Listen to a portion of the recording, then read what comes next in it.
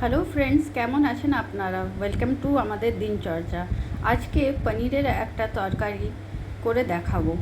দেখতেই পাচ্ছেন পনির আছে, কিছু বাদাম আর নারকোল বাটা, সব মশলা মিলিয়ে রাখা রয়েছে, আর টমেটো কুচি আর লঙ্কা কুচি এখানে একটু মাত্রায় দেওয়া রয়েছে। এরপরে আমরা এটা করা শুরু করব। সবথেকে আগে একটু পনিরগুলোকে ভেজে নেব তেলে। খুব বেশি ভাজবো না, অল্প একটুখানি ভেজে নেব সমস্ত পনিরগুলোকে। দেখতেই পাচ্ছেন আপনারা, আপনি যেমনি ইচ্ছে তেমনি আকারের এটাকে কাটতে পারেন। তারপরে সব মশলাগুলোকে দিয়ে জল দিয়ে এই একটু কষে নেব।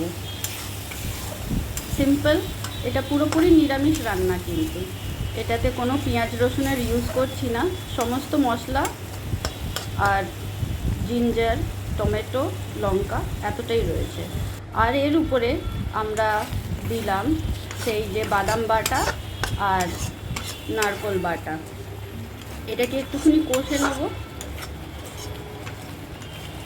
এটা কষা হচ্ছে।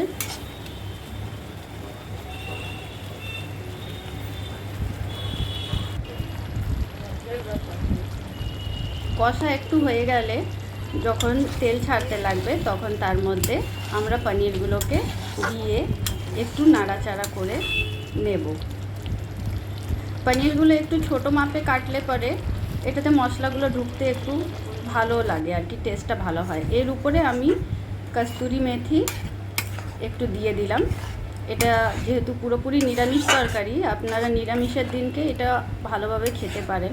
এটা টেস্টটা খুবই ভালো হয়। কস্তুরি মেথি দেওয়ার ফলে সেটা টেস্টটা আর একটা নতুন লেভেল পেয়ে যায় আর কি। তারপরে দেখুন এটা তৈরি হয়ে যাওয়ার পর কীরম দেখায়। এটা এরম মাখো মাখো হবে। এটা দিয়ে রুটি ভাত কিছুও খেতে পারেন। আমি তবুও এটাকে রুটি জাতীয় জিনিসের সাথে বেশি প্রেফার করব। Thanks for watching.